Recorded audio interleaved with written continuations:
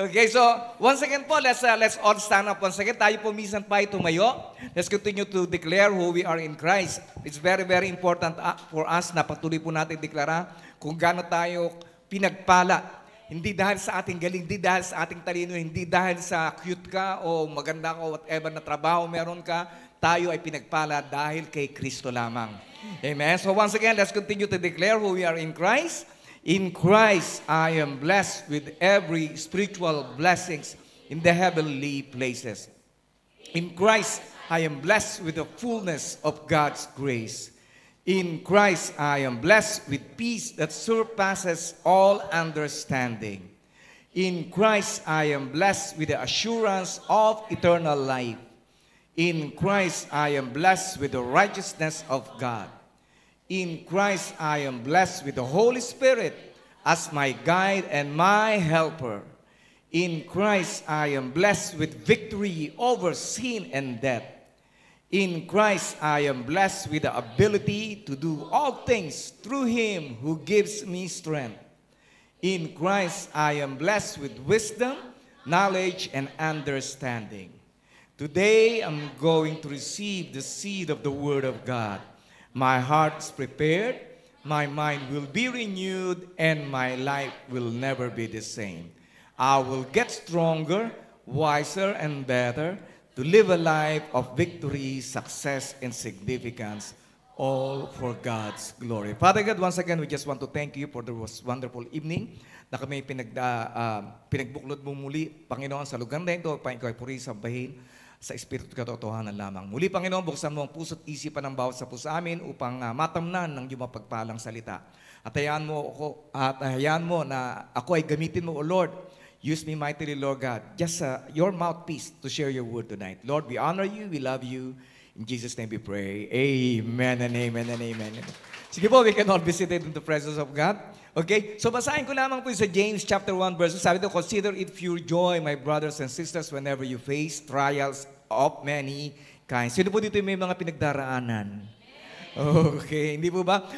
Because you know that the testing of your faith produces perseverance. Kaya kung minsan kung meron ka mga pinagdaraanan, huwag mo masyadong dibdibin. Okay? Bakit? Yun pala ay hinahayaan ng Panginoon na pagdaanan po natin. Bakit? Para tumibay ang iyong pananampalataya. Okay? At para ikaw ay mas lalo pang tumibay, para hindi tayo maging iyakin o lampang Kristiyano.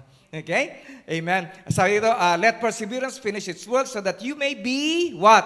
You may be mature. Alam mo ba kung bakit di ka pa kinukuha ni Lord? Nice ni Lord na mag-mature ka pa. Alam mo ba kung bakit di mo pa tatanggap ang blessing mo at saka ang favor mo? Nice ni Lord na mag-mature ka pa. Alam mo ba kung bakit naririto ka pa at hindi ka pa nakakapasyal sa marami pang mga lugar na gusto mo puntahan, hindi pa naabot ang iyong pangarap, hindi pa na-meet ang iyong mapapangasawa, ang iyong special someone? Nice ng Panginoon na mag-mature ka pa. Okay? And complete and not lacking anything. Ayaw ng Lord na tayo po ay kinukulang. Nais ng Panginoon na tayo po ay palagi po maging kumpleto. Hindi po kumpleto ng kung ano-ano pang mga bagay, kundi kumpleto po tayo ng pananampalataya. Kumpleto po tayo ng pagtitiwala sa lahat-lahat ng kanyang mga ipinangako sa ating pong buhay. Okay? Amen? Kaya po, ngayon po pag-usapan po natin is God's plan in the midst of trial. Alam mo ba na napakaganda ng plano ng Diyos sa buhay mo? Sabi mo sa katabi mo, maganda ang plano ng Diyos sa buhay mo. Okay? Hallelujah. Hindi lamang po plano ng Diyos na tayo po yung makarating sa langit. Nais din po natin, ma-enjoy po natin yung journey po natin sa buhay nito bago tayo makarating sa langit. Okay? Di mo ba? Dahil sinabi rin ng Panginoon, di mo ba? I know my plans for you. Plans to what? Prosper you and not to harm you. Hindi para ikaw ay saktan, hindi ikaw ay puro para sakit at puro kahirapan ng iyong pagdaanan, kundi nais ng Panginoon na ikaw ay kanyang pagpalain in all areas of your life. At ito po ang magandang balita, na pagka ikaw ay napagpala, siyempre damay ang pamilya mo. Di ba? Sabi mo sa katabi mo, damay pala ang pamilya natin. Okay, amen. Kaya po kung meron po tayong mga trials, Okay? Hayaan po natin lang yan. Just continue to go on. Just continue to worship God. Patuloy po tayo magpuri sa Panginoon. Patuloy po tayo mag-aral ng Kanyang banal na salita. Patuloy po tayo manalangin. Patuloy po tayo magtiwala sa lahat-lahat ng Kanya pong mga pangako. Okay? Alam niyo po, nagkaroon po kami ng jet lag. Kaya po, kahapon, umaga na po, talagang umaga, as in umaga. Alas 8 na po kami natulog ng umaga. Kanina, kala namin okay na. Ganun pa rin, alas 8 pa rin kami natulog ng umaga. Pero puri ng Diyos, at least nakatulog kami. Di po ba? Habang kayo lahat ay nagtatrabaho na, kami ay natutulog pa lamang. Amen? We must be thankful in everything that we are experiencing. Bakit po? Bakit? Kasi buhay pa tayo. Di mo ba? Kaya kahit na po medyo nahihilo ka, buhay ka pa. Okay? Kahit na ngayon ay pagod ka, buhay ka pa. Kahit na ikaw ay walang pera sa ngayon, buhay ka pa. Amen? Kaya po it's very, very important for us that we always have to thank God in every situation of our life, kahit na po sa gitna ng ating pong mga pagsubok. Okay? Amen? Hallelujah. Bakit? It's only a test.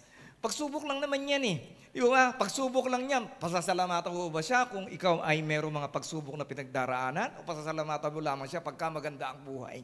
Alam niyo po, pagka natutunan niyo pasalamatan ng Panginoon nung ikaw ay wala pa. Okay? Hallelujah. Ay siguradong sigurado ang Diyos sa iyong buhay na kahit na ikaw ay magkaroon na ng marami, ay ikaw ay patuloy pa rin na magpapasalamat sa Kanya.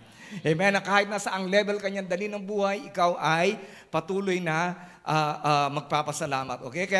Kaya po it's true na kung meron mang jet lag, meron din pong mga trials ang buhay. Okay? Pero sabi mo sa katabi mo, mawawala rin yung mga pagsubok mo. Okay? Hindi naman permanente yan eh. Tandaan po natin, lahat po ng mga pagsubok ay sandali lamang. Mas mahaba po ang kabutihan ng Diyos kaysa po sa ating pong mga pagsubok. Evil day, good days. Evil day, good days. Kaya po mas patuloy po tayong magtiwala sa Diyos. Amen? Kaya po ang ating pong point number 1 is put your trust in God's plan. Okay? Alam mo ba ang plano ng Diyos sa iyong buhay? Mukhang dalawa lang nakakaalam. Okay?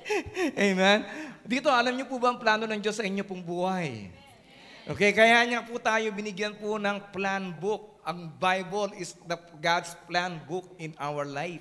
Para malaman po natin kung ano ang Kanyang plano sa ating buhay. Para pagka meron ka narinig, ay naku, wala ka ng asenso, hindi yan ang plano ng Diyos sa aking buhay, cancel yan. Amen? Ang plano ng Diyos sa aking buhay ay maganda kesa sa plano ng buhay ko sa akin. Amen? Kesa sa pinaplano po natin sa buhay po natin. Kaya po, ano po dapat po natin gawin? Surrender our control. Okay? Wag mo lahat kontrol ang lahat ng bagay. Okay? Yung oras mo, ay naku, mapapagod na ako, magtutulog na lang ako, tsaka na lang ako mag-worship sa Sunday. Ay naku, tsaka na lang ako magbabasa ng Bible pagka medyo inspired ako. Alam niyo po ba, ang pananampalataya po, ang kalaban po ng pananampalataya po natin, kadalasan ay ang ating pong damdamin. Okay? Ay naku, hindi ko feel. Okay? Hindi ko feel na magbigay, hindi ko feel na mag-serve, hindi ko feel na magbasa ng Bible. Alam niyo po, kung pakikinggan lamang po natin, palagi po nating pagbabatayan ng ating pong buhay, ang ating pong nararamdaman ay wala pong mangyayari sa ating pong buhay. Okay? Paano kaya kung yung nararamdaman kong takot na sumakay ng airplane? Kasi po, ang biyahe po namin is more than 12 hours na biyahe. Okay? At yung biyahe, hindi naman po hindi po yan Cebu Pacific. Okay? Na pagkaupo mo, nag-CR ka, nagbasa ka ng konti, ikaw ay nandoon sa Pilipinas. Okay? Na almost 13 hours po yung aming pong flight. Okay? Kaya po pagka medyo nauuga-uga, tuk-tuk-tuk-tuk, naku, oh Lord, harabasan, dalawakan, dalawa. Hindi po ba? You surrender your control unto life. Sino po dito yung mga mag-holiday? Wala na mag-holiday. Nag-holiday na lahat. Sino po yung nakapag-holiday na? Ayan, amen. Hindi po ba pagka nag-holiday kayo, ano pong sasakyan ninyo? Aeroplano. Tama po? So, pagka, halimbawa, yung piloto ba, pinagtitiwalaan mo? Okay? Amen? Hindi mo nakikita yon, tama? Okay, pero nagtitiwala ka na makakarating ka Okay? Dahil doon sa piloto. Nagtitiwala ka pa rin ba sa piloto kahit na minsan ay medyo umuulan sa labas? Nagtitiwala ka pa rin ba sa piloto pagka minsan umuuga-uga na yung eroplano? Tug, tug, tug, tug, tug, tug, tug, tug. Di mo ba? Di mo ba? So it's the same thing with life. Okay? So dapat ganun din po tayo. Kahit anumang pong pag-uga ng ating pong anumang mga challenges, anumang mga pagsubok, anumang mga bagay na dumating sa ating pong buhay, minsan maganda, minsan hindi maganda, tayo ay patuloy na magtiwala sa ating pong Panginoon. Amen? Hallelujah. Alam niyo ba, natutuwa po ako dahil kagabi po meron, kahit na po malayo po kami, naririnig po namin yung mga testimony na marami na po dito. Sino na po dito yung mga dumating na walang trabaho na ngayon may trabaho na? Amen. Hallelujah. Palakpakan natin ang Panginoon. Amen. Hallelujah. Hindi po ba nakakatuwa dahil nung unang dating mo, hindi mo alam kung ano mangyayari sa buhay mo, pero nagtiwala ka lang. Di ba? Sabi nung nag-invite sa'yo, sige, mag-church lang tayo. Okay? Mag-church lang tayo. Basta may bibigay na trabaho si Lord sa'yo. Amen? At ngayon may trabaho na kayo. Okay? Pero hindi po yan. Patikim pa lamang po yan sa inyo. Okay? Hindi lamang po trabaho ang binibigay ng Panginoon. Marami pa pong mga bagay ang nais na ipagkaloob ng Panginoon sa iyo. Kung ikaw ay patuloy na magtitiwala po sa Kanya. Amen? Halos sabi mo sa katabi mo, marami pa palang kasunod. Okay? Kaya yung mga walang trabaho, I'm declaring na magkakatrabaho din kayo. In the mighty name of Jesus. Nakakatawa yung ating po mga kapatid na umuwi ng Pilipinas, naririto na rin sila.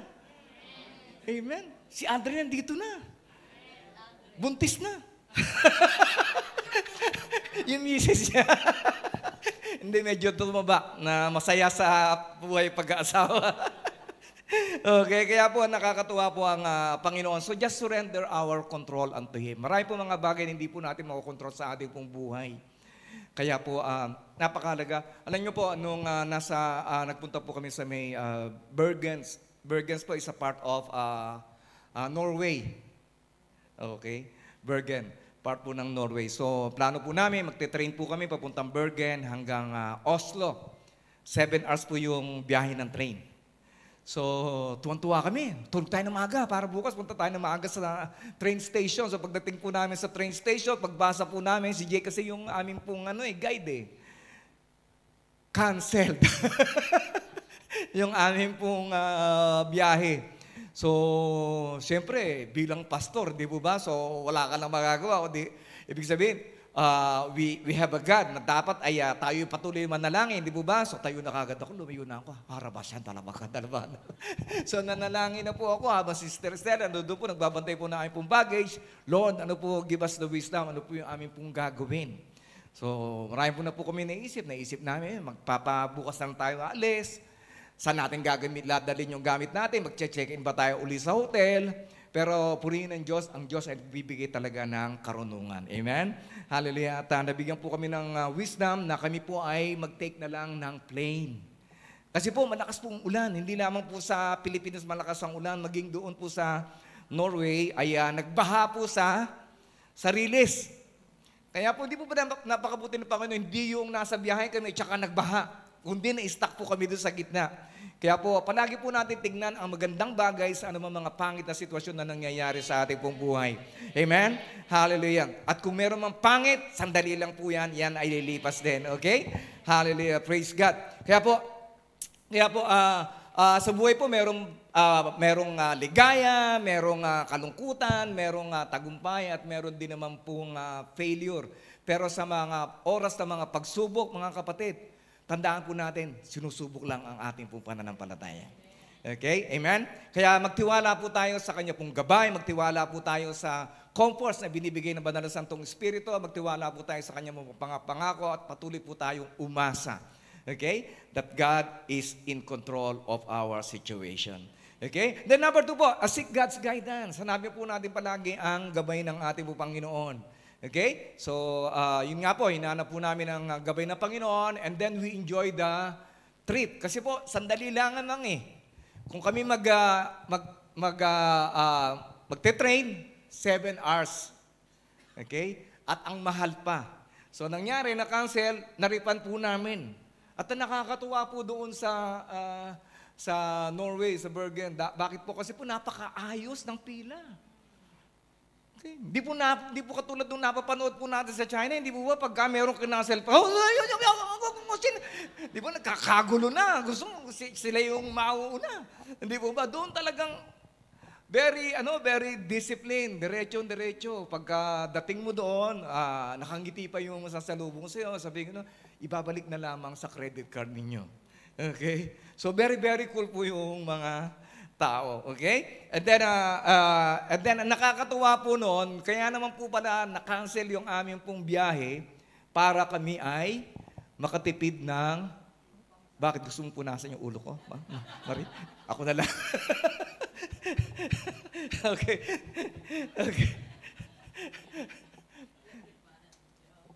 Praise God. Ang lakas ng anointing ng Panginoon dito. Okay, amen. Hallelujah. Praise God. Ako hindi ko nararamdaman kundi ko lang nakita si Marie.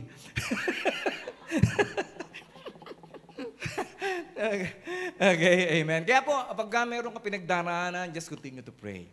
Manalangin po tayo, may kapangyarihan po ang ating pong mga panalangin. And then the third point po ng ating pong first point, ano po? So rest in God's promise. So kung meron ng pangako na binigay sa iyo ng Panginoon, panghawakan mo na, huwag ka na magduda. Di ba? Paano natin panghahawakan ang pangako ng Panginoon? Patuloy po natin i-meditate, patuloy po natin pagbulay-bulayan ang kanyang mga pangako. Okay? Alam niyo po ba, ang kanya pong salita, kailanman ay hindi niya babaliin. Okay, kaya nga po, di ba sinabi po sa Bible that heaven and earth shall pass away, but my words will still remains the same. Ang langit at ang lupa ay lilipas, pero ang salita ko ay mananatili. Kaya po panghawakan po natin ang salita po ng Diyos. Pangako ng tao, nasisira yan. Pero ang pangako ng Diyos kailanman ay magpapatuloy. Okay? Kaya yun po yung ating pong palaging panghawakan. So, ano man mga problema, ang pinagdaraanan mo, may solusyon ng Diyos sa iyo. Hanapin mo sa kanyang salita. Okay? Amen? So, wala kang pera ngayon, hanapin mo ang provision ng Panginoon sa kanyang salita. Ikaw may sakit, hanapin mo ang kagalingan sa kanyang salita. Ikaw ay walang kapayapaan, hanapin mo ang kapayapaan sa kanyang salita. Amen? Hallelujah. And then, find your purpose in pain. Kung ikaw man ay mayroong nararanasang hurt, kung meron mga tao na nakasakit sa iyo, kung meron mga tao na ayaw sa iyo, na kinikriticize ka, na palagi ka sinasabihan ng mga hindi magagandang bagay, patuloy mong hanapin ang layunin ng Diyos sa iyong mga sakit na nararanasan. Okay? So magpatuloy po tayo sa ating pananampalataya. Alam niyo po, our struggles can help us grow in faith and become stronger in our relationship with God. Doon po lumalakas ang ating pong pananampalataya pagka tayo po ay merong mga nadadaan ng mga pagsubok. At doon po mas lalong tumitibay ang ating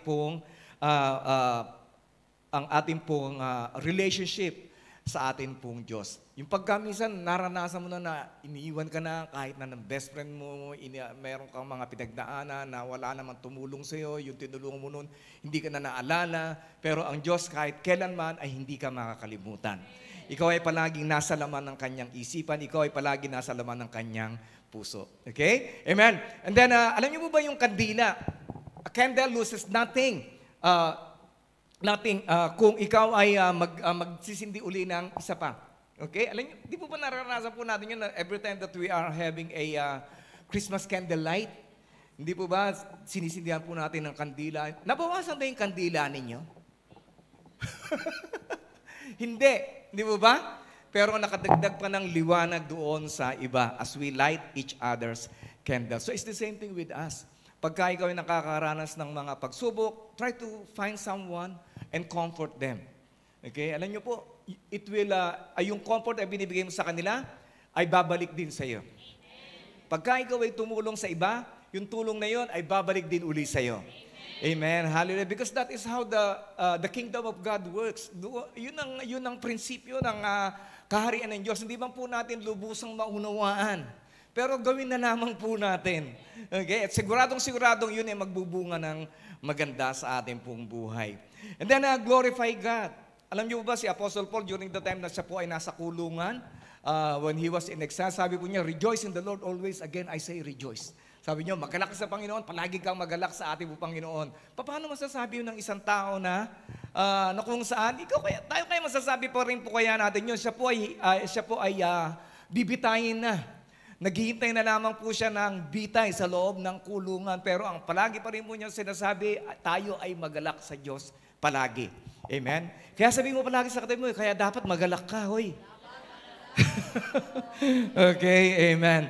Why?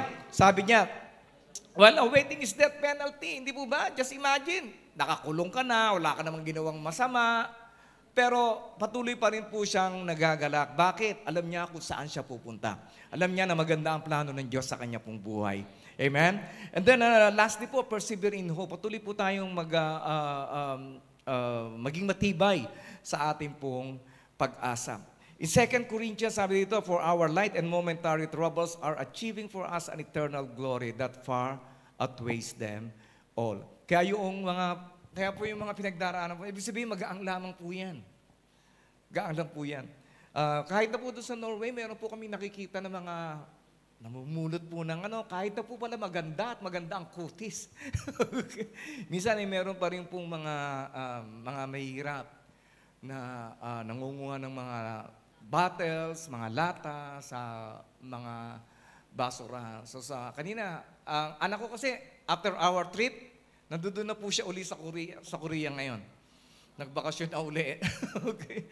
Dahil talagang gusto niya isagad yung kanyang holiday. So sabi niya, naawa daw siya doon sa mga nakita niya na mga mahihirap doon sa... Just imagine, kahit po sa mayayaman lugar, meron din pa rin pong mga mahihirap.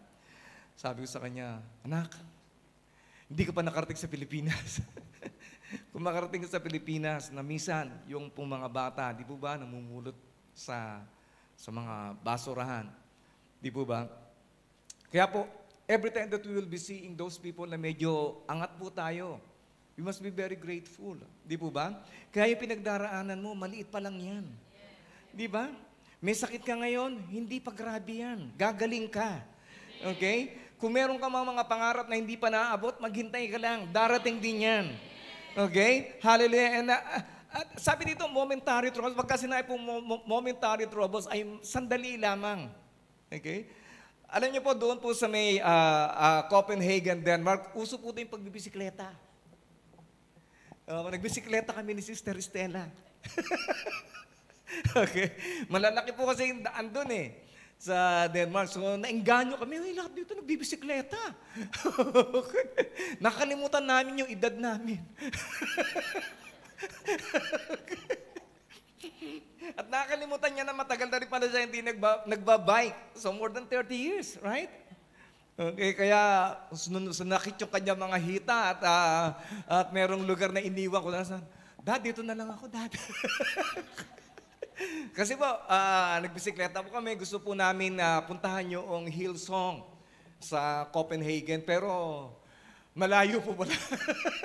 Kala namin malapit lang. So nagbisikleta rin ako. Okay? Kala ko 42 lang ako, 62 na pala ako. Okay, bisikleta. And then, alam nyo po, nangyari, nung nahinto na kami, kasi po, iba po yung sapatos na gamit ko. Yung sapatos na gamit ko, medyo mabigat po siya. Yung pong pang mountain climbing. Yung medyo water repellent para hindi pasukin ng baha. Dahil iba po yung weather po doon. Talaga naman pong kailangan ninyo ng ganong klase ng sapatos pag pumunta kayo ng Israel. Okay, sino po yung mga punta Israel dito? Ayan. Okay, kasi po yung Gobblestone, yung parang doon sa may ruins, yung pong mga doon. At saka... rap po, minsan nyo ipo po mga daan. So sa madaling salita po, nangyari po ay pagbaba ko ng bisikleta, kala ko magaang lang yung aking paa ay sumabit po sa gulong at ako ay natumba. Okay? At ang masama pa po noon, pagkatumba ko, ay yung pong road na nabagsakan ko ay medyo rough. Okay? Kaya nagkaroon po ako ng sugat.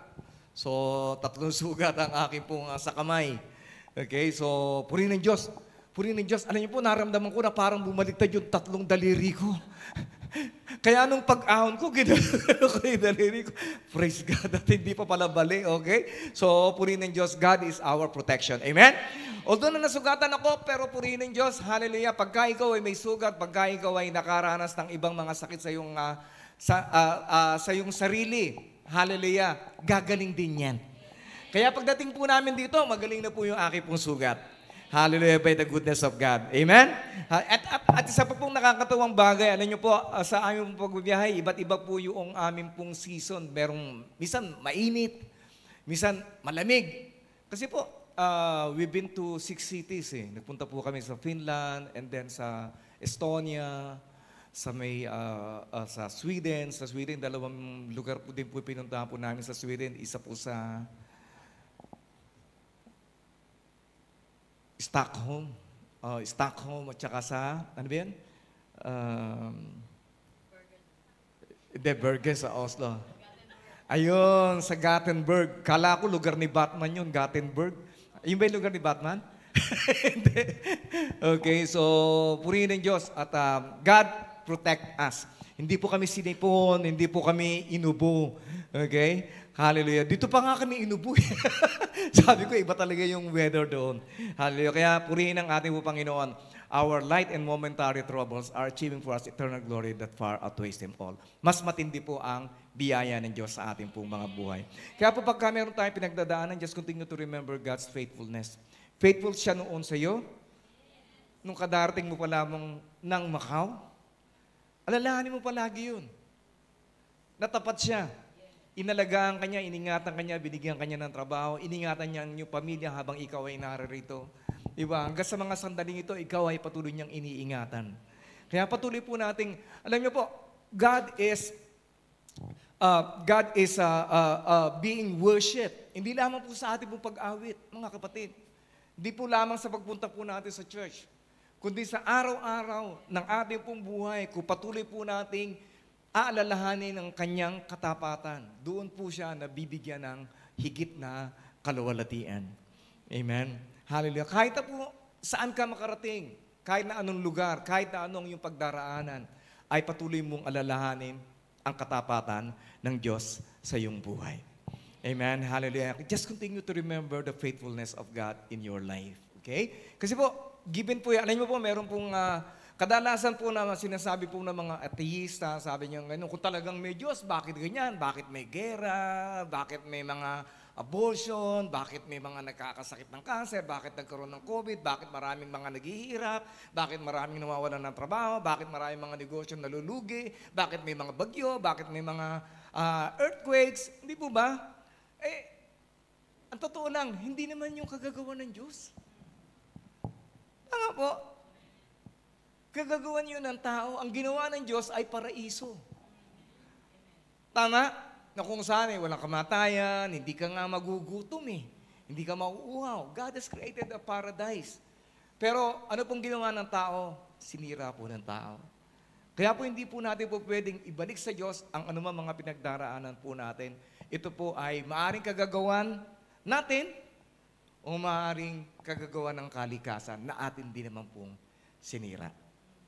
Amen?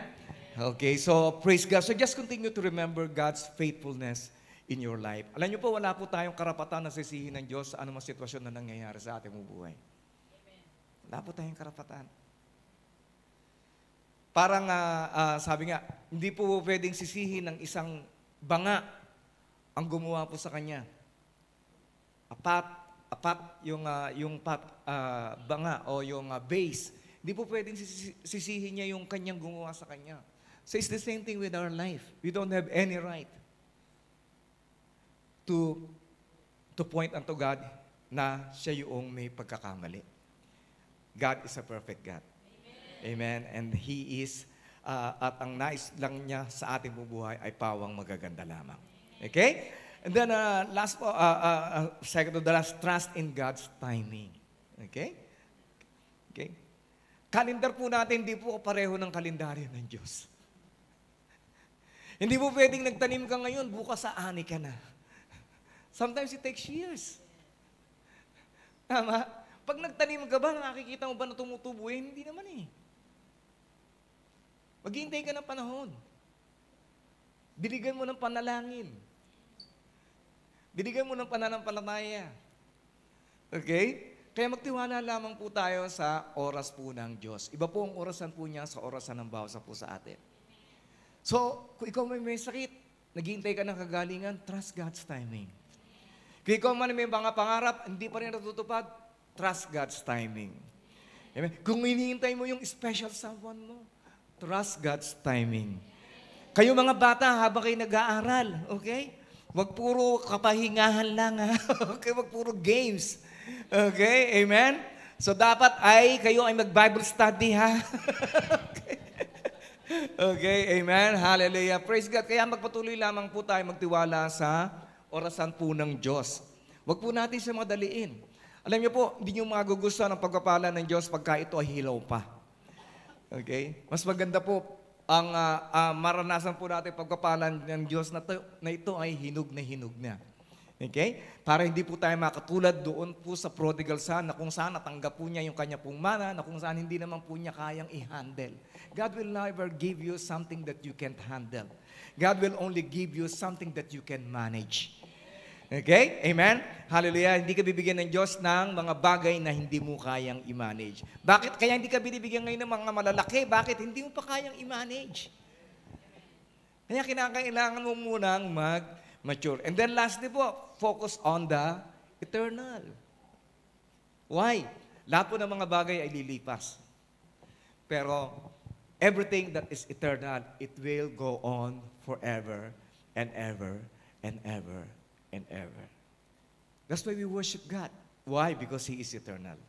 That's why we study the Bible. Why? Because the Bible is eternal. Amen?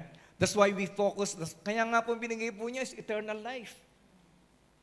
Di ba? Bonus is abundant life. Okay? Kaya let's continue to focus on the eternal. Kaya yung trials mo, temporal lang yan. Sandali lang yan. Yung sakit mo, sandali lang yan. Wala ka pera ngayon, malapit na magkatapusan, magkakapera ka na. Okay?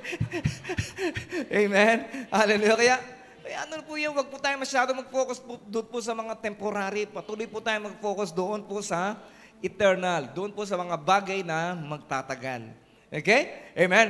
Kaya po in 1 Peter 5:10, okay, sabi dito, and the God of all grace who called you to His eternal glory in Christ, after you have suffered a little while. Sabi mo sa katabi mo, a little while. Will Himself restore you and make you strong, firm, and steadfast. Kaya mga kapatid, ano mga bagay nang nawala sa inyo, God can restore it back to you. Hallelujah. Double, triple, or maybe 4 times, even more. Amen. Hallelujah. Yung lakas na ginugugol mo sa pag-church, yung lakas na ginugugol mo sa pag-serve, yung lakas na ginugugol mo sa pag-worship, sa pagpapractice, sa pagsasayaw, sa ating po Panginoon na hindi po mawawalan ng silbihan. God can restore back your strength back unto you. Amen? Hallelujah. Hallelujah. Kaya whatever trials that you are facing, mga kapatid, always think that this is just temporary. Ito ay ginagamit ng Panginoon para ikaw ay bigyan niya ng mas malakas at mas maayos na pananampalataya para sa Kanya. Amen? Hallelujah. Sino sa inyo yung gusto nyong mapagtagumpayan ang mga challenges sa inyo po mga buhay? Hallelujah. Sige po, let's all stand up. Tayo po lahat ay tumayo. Hallelujah. Hallelujah. Father God, once again, we just want to thank you, O God, for reminding us that you are a good God, that you are a faithful God, that you are a God of purpose, na ikaw ang Diyos na patuloy na nagpapagaling sa anumang sakit. Meron kami that you are a God who is with us in times of challenges, in times of troubles, in times of trials. Even in the storms of our life, Panginoon, alam namin na ikaw ay narariyan. Although na minsan ay nawawala ang aming pong pansin sa iyo, pero alam namin, Panginoon, na ang pansin mo sa bawat sa amin, ang iyong paningin ay palaging nakatuon sa bawat isa sa amin. Sa iyong mga anak na patuloy na umaasa sa iyo. Lord, as we worship you, Lord God, may you be glorified. And Lord, help us, O God, to focus on the eternal, to trust in your timing. At sa bawat araw, Panginoon, ay maalala namin ang lahat-lahat ng iyong katapatan sa aming pong buhay. Help us, Lord God, to persevere in hope, O Lord. To find our purpose in pain, Panginoon. And hayaan mo, O Diyos, at patuloy lamang naming panghawakan ang iyong mga magaganda pangako sa aming pong buhay. Hallelujah. Hallelujah.